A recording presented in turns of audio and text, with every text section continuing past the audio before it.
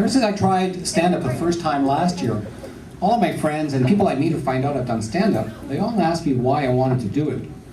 But I can tell by the look in their eyes, what they're really asking is, why would you try something where you might end up looking like an idiot?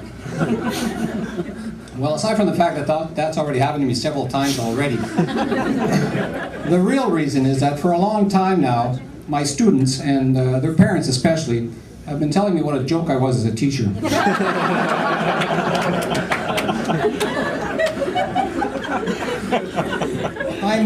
I'm originally from a small northern Ontario town called Timmins.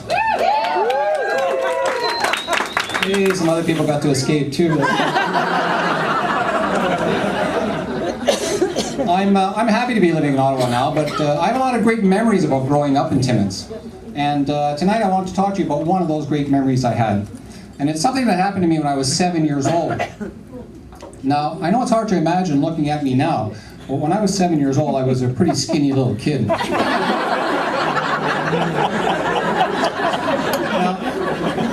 back then, I was in grade 2, and every school day, I would walk west down my street, called Polaris Street, in order to get to my school, my French school, which was a couple blocks away. And a lot of English kids used to walk east down Polaris in order to get to their school. Now, this one year, this English kid, who was probably in grade 4 or 5 then, decided it would be fun to start bullying me. So when we'd meet on the street, he would call me names and push me around or grab onto me, not let me go for a long time. So it finally got to the point where I was too scared to walk to school, and I ended up telling my parents the whole story. Now, my dad, who was a pretty quiet guy, listened to me, looked at me and said, "This is what you're going to do." So I listened closely to what he had to say, and then the next morning I got ready for school as usual. But this time, instead of leaving right away, I waited at the corner of my house for that kid to start walking up the street. I timed it so I would meet him directly in front of the house. So sure enough, as soon as he saw me, he started yelling things at me and started running towards me. So I took off and I started running for the corner of our garage. By the time I made the turn, okay, he was hot on my tail, and in an instant, my dad had him in a vice grip around the arm. I'd never seen my dad like this. He was talking in this low, menacing voice. Okay, his eyes were bulging out, his face had turned all red, and I remember making a mental note to myself, never do anything to piss this guy off. And I look over at this kid, and he wasn't sure if he was going to make it alive out of this. And down on the floor, I could see this pool of urine quickly getting bigger. Well, finally my dad let him go, and he just took off like a bullet. Now, I didn't realize it at the time, but word quickly spread amongst the English kids that if anybody messed with the skinny French kid, they were going to have to deal with a crazy man up the hill. So I noticed for the next couple of days when I walked to school, when the English kids saw me coming, they would all move over to the other side of the street and try to avoid all eye contact with me. And that's when I realized I was the new French king of Polaris Street. So I started getting cocky, and I would start yelling things at them. "Hey, you English muffins!"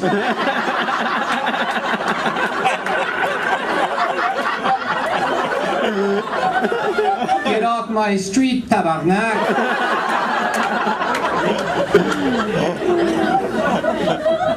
I would lie awake in bed at night trying to think of new stuff I could say to them. One time I said, "Hey, you guys, good luck walking in front of my house today.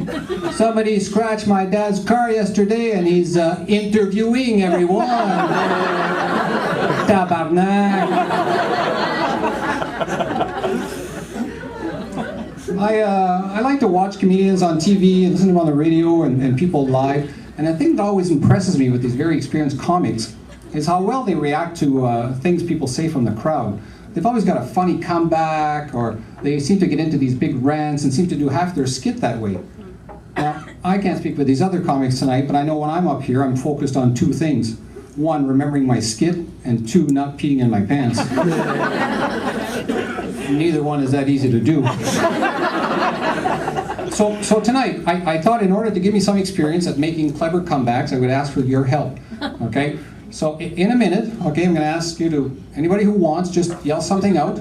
Okay, something clever, something funny, or a topic, all right? I only ask one thing, okay? Just don't yell out anything cruel like "you suck" or "get off the stage," because I'm likely to just start crying and pee in my pants.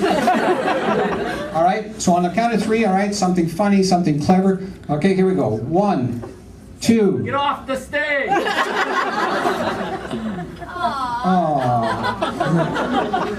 Well, that was very good. I get it. I asked not to say it. You say it anyway, and get a few laughs with your friends over there. I can't even see them from here. Excuse me, sir. Aside from the fact that you can't count to 3.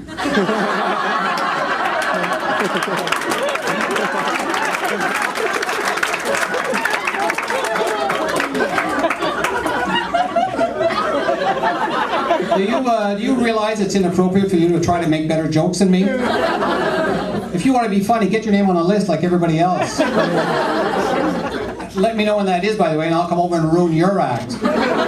All right then, does anybody else have anything? Hey, you guys have been great. Thank you very much for coming out.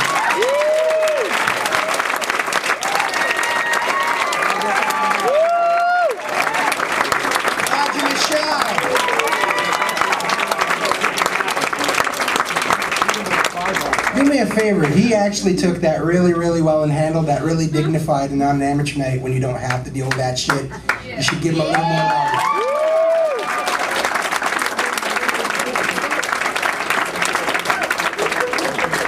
Until you start paying double what you're paying, keep your fucking thoughts to yourself, dude. You pay $6 and come here. You get off the stage, get out of the club, fuckface.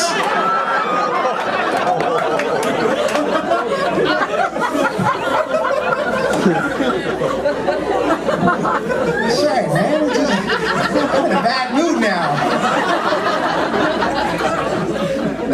It's good. You can't get that out.